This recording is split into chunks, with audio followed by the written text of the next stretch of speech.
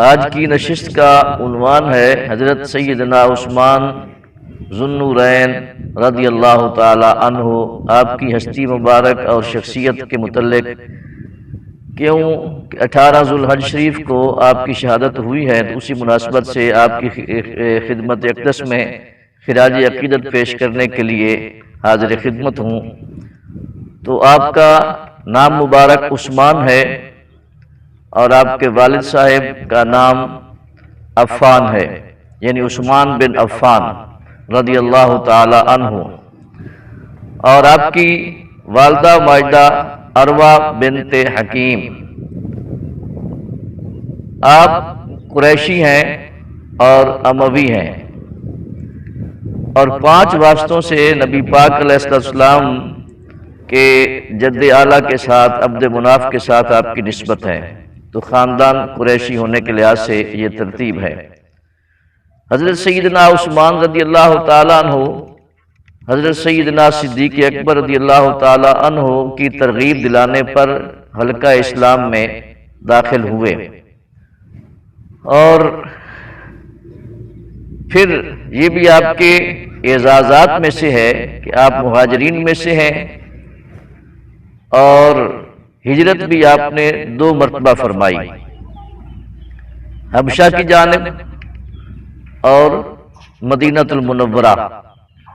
تو رب کریم جل وعلا شانہ نے نبی کریم صلی اللہ تعالی علیہ وسلم کے حلقہ غلامی میں آنے والے حضرات جو ہیں، ان کی خصوصیت اور ان کی امتیازی شانوں کو قرآن مبین میں کئی مقامات پر ذکر فرمایا ہے۔ تو ترجمہ کرنے سے پہلے میں عرض کروں کہ صحابی کسے کہتے ہیں؟ من لقی النبی صلی اللہ علیہ وسلم وہو مؤمن ومات علیہ، کہ جس خوش نصیب کو نبی کریم صلی اللہ تعالی علیہ وسلم کی بارگاہ اقدس میں حاضر ہونے کا شرف حاصل ہوا اور ملاقات نصیب ہوئی، اور پھر حالت ایمان کے ساتھ ہی اس کا انتقال ہوا، تو وہ صحابی کہلاتا ہے۔ تو ان کے متعلق، یعنی ان نبی پاک علیہ السلام کے حلقہ ذکر میں، آپ کی محفل مبارکہ میں، آپ کی مجلس شریف میں حاضر ہونے والوں اور آپ کی زیارت کرنے والوں کا مرتبہ اور مقام پھر کیا ٹھہرا؟ تو نبی کریم علیہ السلام نے خود ارشاد فرمایا کہ لا تمس النار مسلما رآنی او رآ من رآنی، کہ جس شخص نے حالت اسلام میں، حالت ایمان کے ساتھ مجھے دیکھ لیا، تو میرے دیکھنے کی برکت یہ ہے کہ اس کو دوزخ کی آگ مس نہیں کر سکتی۔ اور آگے فرمایا کہ او رآ من رآنی، یا جس نے میرے دیکھنے والوں میں سے کسی کو دیکھ لیا تو اس پر بھی دوزخ کی آگ مس نہیں کر سکتی۔ اب آئیے سورۃ توبہ شریف ہے، جس میں رب کریم جل وعلا شانہ نے ارشاد فرمایا، وہ لوگ الذین آمنوا، وہ لوگ جو ایمان لے آئے، وہاجروا، اور ہجرت کی، وجاہدوا فی سبیل اللہ، اور اللہ تعالیٰ کی راہ میں انہوں نے جہاد کیا، بِأَمْوَالِهِمْ وَأَنفُسِهِمْ، مال کے ذریعے اور اپنے جانوں کے ذریعے۔ ان کا مرتبہ کیا ہے؟ فرمایا اعظم درجۃ عند اللہ، فرمایا اللہ کے ہاں ان کا درجہ بہت بلند ہے۔ وَأُولَئِكَ هُمُ الْفَائِزُونَ، اور وہی لوگ کامیاب ہیں۔ تو یہ سورۃ توبہ شریف ہے، اس میں نبی پاک علیہ السلام کے صحابہ کرام کی یہ عظمتیں رب کریم جل وعلا شانہ نے خود ارشاد فرمائی۔ تو سب سے پہلی شرط یہ ارشاد فرمائی کہ وہ لوگ الذین آمنوا، جو ایمان لے آئے۔ تو ظاہر ہے جو نبی پاک علیہ السلام کے دست اقدس پر ہاتھ رکھ کر اسلام قبول کر رہے ہیں، تو ان کے ایمان کا مرتبہ اور مقام کیا ہوگا؟ تو رب کریم جل وعلا شانہ نے ان لوگوں کو خود اپنی فوج قرار دیا ہے۔ اذا جاء نصر اللہ والفتح ورأیت الناس یدخلون فی دین اللہ افواجا، تو یہ فوج در فوج یہ رب کریم کی فوج ہے، اور یہ خوش نصیب ہستیاں ہیں وہ جو نبی پاک علیہ السلام سے براہ راست دین سیکھ رہے ہیں، اور جن کے ایمان کی گواہی خود رب کریم جل وعلا شانہ ارشاد فرماتے ہیں۔ سورۃ فتح شریف میں اللہ تعالیٰ نے ارشاد فرمایا کہ لقد رضی اللہ عن المؤمنین اذ یبایعونک تحت الشجرۃ فعلم ما فی قلوبہم، کہ ان کے دلوں کے اندر جو کچھ ہے، ایمان، مرتبہ، تقوی، پرہیزگاری، خشیت، وہ سب کچھ رب کریم جل وعلا شانہ نے ان کا ذکر بھی فرما دیا ہے، اور پھر ان کو مومنین خود ارشاد فرمایا ہے لقد رضی اللہ عن المؤمنین، کہ اللہ تعالیٰ ان مومنوں سے راضی ہو گیا ہے۔ تو جن کو ہم مومن کہتے ہیں وہ مومن ہیں ہمارے کہنے پر، تو جن کو رب کریم جل وعلا شانہ خود مومن ارشاد فرمائے اور قرآن مبین کی آیات میں موجود ہوں، تو پھر قیامت تک وہ اللہ تعالیٰ کے ہاں ایمان والے ہی رہیں گے۔ آگے ارشاد فرمایا کہ وہاجروا، اور وہ لوگ جنہوں نے ہجرت کی، تو ظاہر ہے ہجرت کرنے والوں کا ذکر رب کریم جل وعلا شانہ نے خود ارشاد فرمایا، سورۃ حشر میں ہے، فرمایا للفقراء المہاجرین الذین اخرجوا من دیارہم اموالہم یبتغون فضلا من اللہ ورضوانا وینصرون اللہ ورسولہ اولئک هم الصادقون۔ یہاں رب کریم جل وعلا شانہ نے مکہ المکرمہ سے ہجرت کرنے والوں کا ذکر خیر فرمایا ہے، اور جس میں یہ فرمایا کہ للفقراء المہاجرین، ایک تو مہاجرین کا لفظ بھی رب کریم نے خود عطا فرمایا، پھر ان کے گھروں سے نکلتے وقت جو کیفیات تھی انہیں بھی بیان فرمایا، پھر انہوں نے ہجرت کی کیوں اس کا بھی ذکر فرمایا۔ رب کریم فرماتے ہیں کہ للفقراء المہاجرین الذین اخرجوا من دیارہم اموالہم، انہوں نے گھروں کو کیوں چھوڑا، اپنے مالوں کو کیوں چھوڑا؟ اس کا جواب دیا یبتغون فضلا من اللہ ورضوانا، وہ میں اللہ کے فضل کی طلب میں تھے اور میں اللہ کی رضا کی طلب میں تھے۔ تو رب کریم جل وعلا شانہ خود فرماتے ہیں، تو جس کے لیے ہجرت کر رہے ہیں وہ، تو جب وہ خود فرمائے کہ وہ میری رضا کے لیے ہجرت کر رہے ہیں، اب یہاں کسی بحث کی ضرورت ہی نہیں ہے۔ جس کے لیے ہجرت وہ خود کر رہے ہیں، تو رب کریم جل وعلا شانہ خود فرمائے کہ وہ میرے لیے کر رہے ہیں، تو پھر یہاں کون سی باتیں ہو سکتی ہیں؟ یہاں بات نہیں ہو سکتی۔ صرف ہجرت کی بات نہیں ہے، اگر سورۃ فتح شریف کی آپ آخری آیت کریمہ کو دیکھیں تو جن میں ان کے رکوع کا ذکر رب تعالیٰ نے فرمایا ہے، ان کے سجدوں کا ذکر رب تعالیٰ نے فرمایا ہے، اور انہیں اپنی کھیتی قرار دیا ہے۔ یہ کیا کمال کی بات ہے کہ نماز پڑھنے والا نماز پڑھے تو وہ امید لگائے بیٹھا ہوتا ہے کہ اللہ تعالیٰ سے امید ہے کہ میری نماز قبول فرما لے گا۔ تو وہ ہستیاں بھی ہیں اس امت میں جو نماز پڑھتے ہیں، تو رب تعالیٰ فرماتا ہے ان کے سجدوں کا ذکر آپ فرماتا ہے، جس کی بارگاہ میں وہ اپنے سجدے پیش کرتے ہیں، جس کی بارگاہ میں وہ رکوع پیش کرتے ہیں، تو رب کریم جب ان کے رکوعوں کی اور ان کے سجود کی تعریف خود فرمائے تو بالکل نتیجہ واضح ہے کہ یہ کیا قبولیت کی نشانی نہیں ہوگی؟ سبحان اللہ۔ تو فرمایا وہاجروا، مولا جنہوں نے ہجرت کی ہے مکہ المکرمہ سے مدینہ المنورہ کی جانب، تو ان کے لیے کیا اعزاز ہے؟ فرمایا اولئک هم الصادقون۔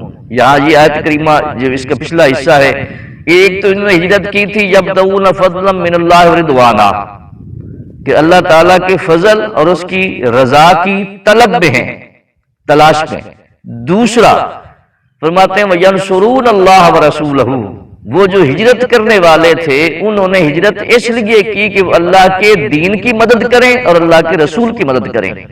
تو دین رب تعالیٰ کا، رسول نبی رب تعالیٰ کے، تو وہ لوگ جو نکل رہے ہیں مکہ سے مدینہ پہنچ رہے ہیں، تو جب وہ ذات خود فرمائے کہ یہ میرے دین کے لیے نکلے ہیں، تو میرے دین کی مدد کے لیے نکلے ہیں، اگر وہاں پہنچ کے دین کا نقصان ہونا تھا تو پھر وہ دین کی مدد تو کوئی نہ ہوئی، وہ تو دین کا نقصان ہو گیا۔ تو یہ رب تعالیٰ کے علم پر نقض ہے کہ رب تعالیٰ جن کو اپنے دین کی مدد کے لیے فرمائے اور وہ کچھ عرصے کے بعد اس دین کا نقصان کر ڈالیں، تو کیا لوگ نہیں پوچھیں گے مسلمانوں سے کہ بتلاؤ جس کے لیے تم علیم بذات الصدور کہتے ہو، اس خداوند قدوس کو ان بندوں کی خبر نہ ہو سکی تھی جنہوں نے نبی پاک علیہ السلام کے دست اقدس پر بیعت کی تھی؟ فرمایا اولئک هم الصادقون، یہ سارے کے سارے سچے ہیں۔ جنہوں نے ہجرت پہلے کی وہ بھی سچے، جنہوں نے ہجرت بعد میں کی وہ بھی سچے۔ تو جن کے ساتھ نبی پاک علیہ السلام نہیں تھے وہ بھی سچے، جو پہلے والے تھے، جو بعد میں آنے والے تھے، یعنی ساروں نے یکدم اکٹھے تو ہجرت نہیں نہ کی تھی، کچھ پہلے نکلے تھے کچھ بعد میں نکلے تھے۔ تو جو پہلے والے تھے ان کے ساتھ بھی نبی پاک علیہ السلام نہیں تھے، جو بعد والے تھے ان کے ساتھ بھی نبی پاک علیہ السلام نہیں تھے۔ تو جو پہلے والے وہ بھی سچے، جو بعد والے وہ بھی سچے۔ آپ ایمان سے بتلائیں کہ جو نبی پاک علیہ السلام کو کندھوں پہ بٹھا کے نکل رہا ہے اس کی سچائی کا عالم کیا ہوگا۔ آگے فرمایا وَجَاهَدُوا فِي سَبِيلِ اللَّهِ۔ تیسری شان اور خصوصیت یہ ارشاد فرمائی کہ وہ اللہ تعالیٰ کی راہ میں جہاد کرنے والے ہیں۔ دو طریقے ہوتے ہیں اس راہ کے اندر جہاد کرنے کے، اس مشن کی تکمیل کی خاطر۔ وقت آئے تو مال خرچ کیا جائے، وقت آئے تو جان خرچ کر دی جائے۔ تو رب کریم نے فرمایا بِأَمْوَالِهِمْ، وہ اپنے مالوں کو بھی بچا کے نہیں رکھتے، بلکہ جب وقت آتا ہے تو اللہ کے دین کے لیے، اللہ کی راہ میں وہ اپنے مالوں کو خرچ کرنے والے ہیں۔ اور آگے فرمایا وہ اپنی جانوں کا بھی نذرانہ پیش کرنے سے گریز نہیں کرتے۔ تو آئیے اس جملہ مبارکہ کے تناظر میں حضرت سیدنا عثمان رضی اللہ تعالیٰ عنہ کی ہستی پاک کو دیکھتے ہیں کہ کس انداز سے وہ ہجرت کرنے والے ہیں۔ تو ہجرت ایک حبشہ کی طرف کی اور دوسرا مدینہ طیبہ کی طرف، دو مرتبہ۔ اور ہجرت کے دوران حضرت لوط علیہ السلام کے بعد یہ وہ پہلے واحد شخص ہیں جنہوں نے اپنی بیوی کو بھی اپنے ساتھ ہجرت میں رکھا۔ تو آپ کی زوجہ محترمہ بھی مہاجرہ ہیں اور جناب سیدنا عثمان رضی اللہ تعالیٰ عنہ بھی مہاجر ہیں۔ اور آگے راہ میں خرچ کرنے والے، نبی پاک علیہ السلام جب مدینہ طیبہ میں پہنچے تھے تو مسجد نبوی شریف کی تعمیر کے لیے، اس کے اضافے کے لیے، جگہ خریدنے کے لیے سب سے پہلے حضرت سیدنا عثمان رضی اللہ تعالیٰ عنہ پیش ہیں۔ تو نبی پاک علیہ السلام کی حدیث پاک کو سامنے رکھا جائے کہ من بنا للہ مسجدا فبن اللہ لہ بیتا فی الجنہ، جس شخص نے اللہ تعالیٰ کی رضا کے لیے مسجد بنائی تو اللہ تعالیٰ اس کو جنت میں گھر عطا فرماتا ہے، اس کے لیے جنت کا گھر بنا دیتا ہے۔ تو آج کل اگر کوئی مسجد بنائے اللہ تعالیٰ کی رضا کے لیے 14-15 صدیاں بعد، تو وہ تو ہو جائے جنت میں گھر لینے والا، تو جو نبی پاک علیہ السلام کے چہرے مبارک کو دیکھتے ہوئے مسجد نبوی شریف کے لیے جگہ دے رہا ہے، اس کا پھر مقام اور مرتبہ کیا ہونا چاہیے۔ حضرت نبی کریم علیہ السلام نے ایک جنگ کے موقع پہ آپ نے، جسے جیش العسرہ کہا جاتا ہے، آپ نے اعلان فرمایا مسجد شریف میں کہ طاقت زیادہ ہے مخالف کی تو اس کے سامنے ہم نے جہاد کے لیے جانا ہے، اس کے ساتھ جنگ کرنی ہے، تو اپنے اپنے مال کے دروازے کھولو۔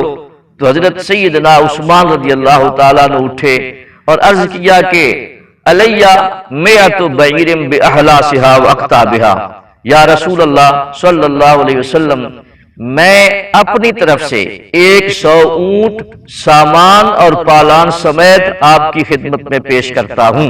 ہر صحابی اپنا حصہ ڈال رہا تھا، تو اس کے بعد آپ بیٹھ گئے۔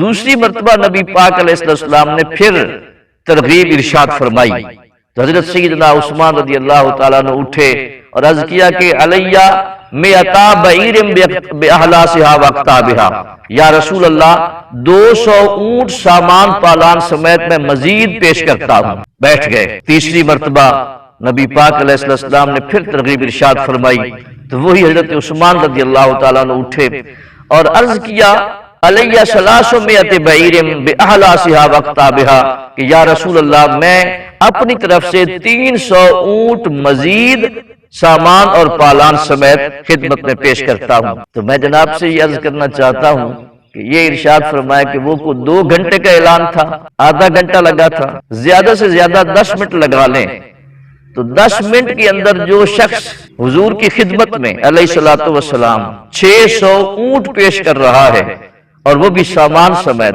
پالان سمیت، یہ تو ایک 10 منٹ کے اندر مالی قربانی کا حال ہے، تو پوری زندگی کی قربانیوں کا عالم پھر کیا ہوگا۔ تو حضرت سیدنا عثمان رضی اللہ تعالیٰ عنہ یہ خدمت پیش کر کے آپ بیٹھ گئے اور پھر اٹھے واپس اپنے گھر میں تشریف لے گئے. وہاں سے سونے کی اشرفیاں دنانیر وہ اپنے تھیلے میں لے کے آئے. اس میں 1000 اشرفی تھی سونے کی. وہ سرکار کی خدمت میں آ کے پیش کیا تو سرکار اپنے جھولی مبارک میں اسے لے کے دونوں پلووں سے انہیں ہلا رہے تھے. صحابہ کرام فرماتے کہ جب یہ نذرانہ پیش کیا گیا تو سرکار مدینہ صلی اللہ تعالی علیہ وسلم کا چہرہ مبارک اور روشن ہو گیا، خوشی سے کھل گیا. جن لوگوں کی تربیت میں نے اللہ کی راہ میں کی ہے، نتیجہ آنکھوں کے سامنے آ گیا ہے کہ وہ لوگ جانے ہیں، مال ہے، تو وہ کسی مقام پر بھی کوئی چیز اپنے گھر میں چھپا کے رکھنے والے نہیں ہیں. جب اللہ تعالیٰ کے دین کے لیے ضرورت پیش آتی ہے تو وہ اپنے نذرانہ ہائے عقیدت و محبت پیش کرنے سے بالکل گریز نہیں کرتے. حضرات گرامی قدر، تو یہ انفاق فی سبیل اللہ کے اندر آپ کی لگن ہے اور آپ کا یہ شوق ہے. حضرت سیدنا عثمان رضی اللہ تعالیٰ عنہ کا کنواں خریدا، وہ بھی ہر کسی کو معلوم ہے. باقی خدمات آپ جو پیش کرتے ہیں وہ بھی ہر کسی کے علم میں ہیں. اب یہ تو ساری خدمات دینی ہوئی، تو مزہ یہ ہے کہ خدمات بھی قبول فرمائی ہیں اور پھر حضرت سیدنا عثمان رضی اللہ تعالیٰ عنہ کی موت ایمان پر بھی نبی پاک علیہ السلام نے خود ارشاد فرما دی ہے.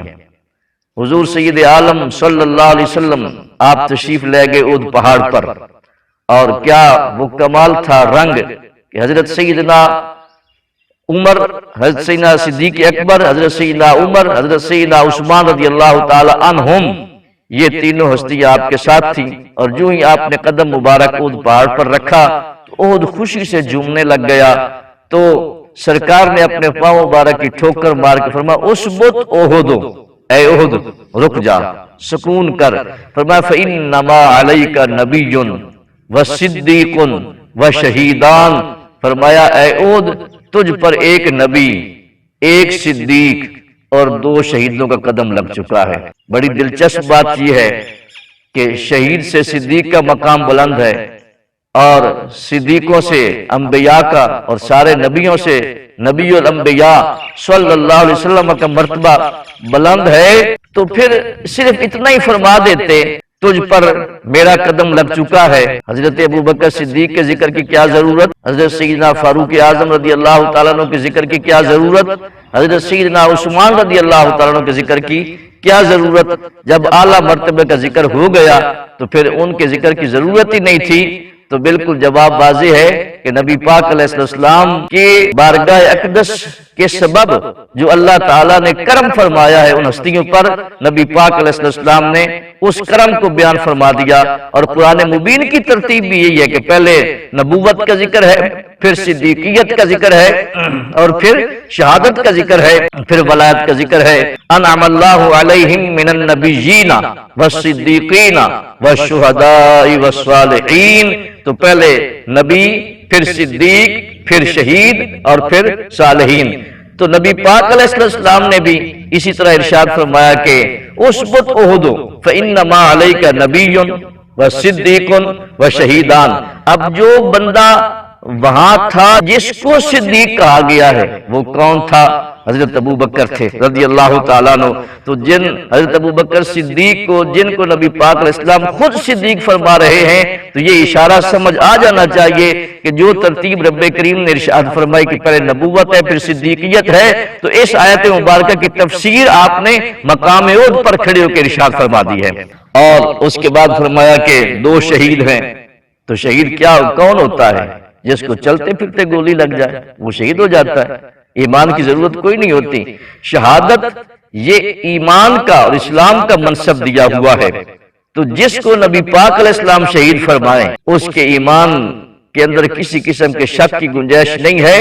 اور پھر آپ نے فرما دیا کہ تجھ پر 2 شہید بھی موجود ہیں، حضرت عثمان بھی موجود ہے تو ان کو بھی شہید فرمایا. تو یہ واضح فرما دیا گیا کہ جتنی محنت اس عثمان نے اسلام کی خاطر کی ہے، رب کریم جل وعلا شانہ نے ان کے ایمان کی گواہی بھی مرتے وقت جو ایمان کی گواہی وہ بھی ارشاد فرما دی گئی ہے.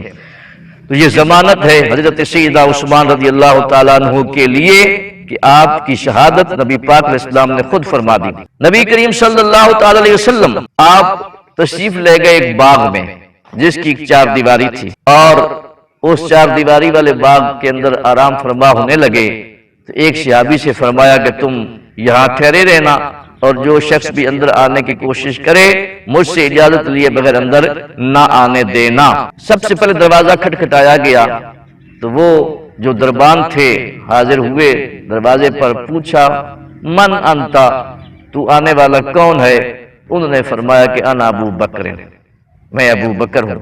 وہ حضور علیہ السلام کی خدمت میں حاضر ہوئے اور عرض کیا کہ ابو بکر آئے ہیں، ان کے لیے کیا حکم ہے؟ تو آپ نے ارشاد فرمایا افتح لہو وبشرہ بالجنہ، اس کے لیے دروازہ کھول دو اور جنت کی خوشخبری دے دو۔ ففتحت لہو، تو میں نے دروازہ کھول دیا۔ یہ حضرت ابو موسیٰ اشعری رضی اللہ تعالیٰ عنہ ارشاد فرمانے والے ہیں۔ تو پھر میں گیا، دروازہ کھولا، جنت کی انہیں خوشخبری دی، سرکار کی بارگاہ اقدس سے جو انعام حاصل ہوا وہ میں نے پیش کر دیا۔ تو آپ اندر تشریف لائے، تھوڑے دیر کے بعد پھر دروازہ کھٹکھٹایا گیا۔ آپ نے پھر پوچھا دروازے پہ جا کے کہ آنے والے تم کون ہو؟ تو انہوں نے کہا کہ میں عمر ہوں۔ تو واپس پلٹے حضور کی بارگاہ اقدس میں، تو عرض کیا حضور عمر آئے ہیں۔ آپ نے ان کے لیے فرمایا کہ افتح لہو وبشرہ بالجنہ، دروازہ بھی کھولو اور عمر کو جنت کی بشارت بھی دے دو۔ اور تیسری مرتبہ پھر دروازہ کھٹکھٹایا گیا تو میں حاضر ہوا دروازے پر اور جا کے دروازہ پوچھا آنے والے تم کون ہو؟ تو انہوں نے بتایا کہ میں عثمان ہوں۔ تو حضور کی خدمت میں عرض کیا کہ حضرت عثمان آئے ہیں۔ تو آپ نے ان کے لیے جو ارشاد فرمایا وہ قابل غور ہے۔ آپ نے فرمایا وبشرہ بالجنہ، افتح لہ الباب، افتح لہ وبشرہ بالجنہ، الا بلوى تصیبہ فیدا عثمان۔ تو جو آنے والے نے دروازہ آپ پہنچے، دروازہ کھولا گیا تو حضرت عثمان تھی اچانک، تو حکم کیا ہوا کہ جاؤ اس کے لیے آنے والے کو دروازہ بھی کھولو، اسے جنت کی خوشخبری بھی دے دو، اور ساتھ یہ بھی بتلاؤ کہ جو انہیں مصیبتیں تکلیفیں آنے والی ہیں ان کی خبر بھی انہیں دے دو۔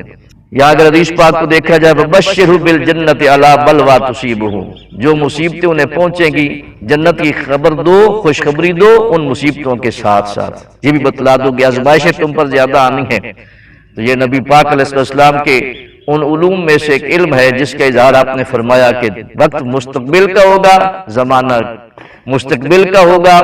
حضرت ابوبکر صدیق، جناب فاروق اعظم، ان کے لیے آپ نے آزمائشوں کا ذکر نہیں فرمایا، حضرت سیدنا عثمان رضی اللہ تعالیٰ عنہ کے لیے ذکر آپ نے آزمائشوں کا فرمایا ہے۔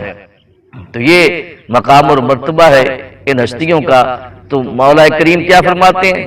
رب کریم جو یہ ساری محنت کر کے آئے ان کے لیے اعلان کیا ہے؟ فرمایا اولئک هم الفائزون، میں رب فرماتا ہوں کہ یہی لوگ کامیاب ہیں۔ اگر ہجرت کی آیت کو دیکھا جائے تو وہاں کیا فرمایا؟ اولئک هم الصادقون، تو یہ جناب سیدنا عثمان صادق بھی ہیں۔ اور اس آیت پاک کو دیکھا جائے تو یہاں فائزون کا ذکر فرمایا، تو حضرت عثمان رضی اللہ تعالیٰ عنہ یہ ساری مشقتیں اٹھانے کے بعد اور پھر آخر میں تکلیفیں برداشت کر لینے کے بعد رب کریم کی خدمت میں بارگاہ اقدس میں حاضر ہوئے تو وہ کامیاب ہو کر رب کی بارگاہ میں حاضر ہوئے ہیں، وہ ناکام ہو کر نہیں پہنچے ہیں۔ حضرت سیدنا عثمان رضی اللہ تعالیٰ عنہ کا ایک لقب مبارک ہے ذوالنورین، مطلب دو نوروں والا۔ تو نبی کریم علیہ السلام کی دو صاحبزادیاں یکے بعد دیگرے ان کے نکاح مبارک میں آئیں۔ پہلے حضرت سیدہ رقیہ رضی اللہ تعالیٰ عنہ بنت رسول اللہ صلی اللہ علیہ وسلم، انہی کی وجہ سے آپ بدر کے میدان میں حاضر نہ ہو سکے تھے، تو وہ اس وقت بیمار تھیں۔ تو نبی کریم صلی اللہ علیہ وسلم نے خود فرمایا کہ ان کی تیمارداری کے لیے یہاں رہو۔ اور جس دن اصحاب بدر جنگ فتح کرنے کے بعد مدینہ طیبہ میں پہنچے تھے تو اسی وقت حضرت سیدہ رقیہ رضی اللہ تعالیٰ عنہ کی تدفین ہو رہی تھی۔ تو آپ کے انتقال کے بعد نبی کریم صلی اللہ علیہ وسلم کی دوسری صاحبزادی حضرت سیدہ ام کلثوم رضی اللہ تعالیٰ عنہ، آپ کا عقد مبارک ان سے فرما دیا گیا، تو اس نسبت سے ذوالنورین۔ تو یہاں یہ بھی عرض کروں کہ بدر میں یہ شریک تو نہیں ہوئے تھے، لیکن جب بدر کے مال غنیمت کو تقسیم کیا جانے لگا تو نبی پاک علیہ السلام نے ان کو مال غنیمت کا حصہ عطا فرمایا تھا۔ تو گویا کہ وہ حقیقتاً نہ صحیح لیکن حکماً وہ بدر میں شریک تھے۔ حضور نبی کریم صلی اللہ علیہ وسلم آپ موجود تھے۔ حضرت سیدہ عائشہ صدیقہ فرماتی ہیں کہ میرے والد گرامی جناب سیدنا صدیق اکبر آئے، نبی پاک علیہ السلام پیچھے ذرا اوٹ لگا کے آپ کی چادر مبارک، آپ کی پنڈلی اقدس سے تھوڑی سی سرکی ہوئی تھی، تو آپ اس وقت اس کیفیت میں تھے۔ حضرت ابوبکر صدیق رضی اللہ تعالیٰ عنہ تشریف لائے تو سرکار اسی حالت پر رہے۔ پھر تھوڑے وقت کے بعد جناب سیدنا عمر رضی اللہ تعالیٰ عنہ حاضر بارگاہ ہوئے تو آپ کی کیفیت وہی رہی۔ پھر حضرت سیدنا عثمان رضی اللہ تعالیٰ عنہ جب حاضر بارگاہ ہوئے تو آپ فوراً اٹھ بیٹھے، اپنے آپ کو کیفیت سے تبدیل فرمایا اور پھر چادر مبارک کو مزید درست فرمایا اور ساتھ ارشاد فرمایا۔ حضرت عائشہ صدیقہ رضی اللہ تعالیٰ عنہ بڑی حیران ہوئی کہ یہ عجیب معاملہ ہے کہ دو ہستیاں موجود تھیں تو سرکار اپنی کیفیت پہ قائم رہے۔ تو حضرت سیدنا عثمان آئے تو آپ نے فرمایا الا استحیی من رجل تستحیی منہ الملائکہ، کہ کیا میں اس شخص کا حیا نہ کروں جس شخص کا حیا اللہ کے فرشتے بھی کرتے ہیں۔ اور اگر دوسری حدیث پاک کے ساتھ ملایا جائے تو الحیاء من الایمان، ایمان کا پیمانہ چیک کرنا ہو تو اس کے لیے کیا ہے؟ حیا کو دیکھا جاتا ہے۔ جتنا حیا زیادہ ہوتا چلا جاتا ہے اتنا ایمان مضبوط ہوتا ہے۔ تو جس کے حیا کی گواہی نبی پاک علیہ السلام خود ارشاد فرمائے، اور ساتھ یہ بھی فرمائے کہ صرف زمین والے حضرت عثمان کا حیا نہیں کرتے بلکہ اللہ تعالیٰ کی نوری مخلوق ملائکہ کرام بھی حیا کرتے ہیں، اب اس کے ایمان پر تبصرہ کرنا یہ اپنے ایمان کے نقض کی بات ہے۔ یہ کتنی خوش نصیب ہستیاں ہیں جنہیں رب کریم خود بشارت ارشاد فرماتا ہے۔ اللہ تعالیٰ ہمیں ان ہستیوں کے ادب کی توفیق نصیب فرمائے۔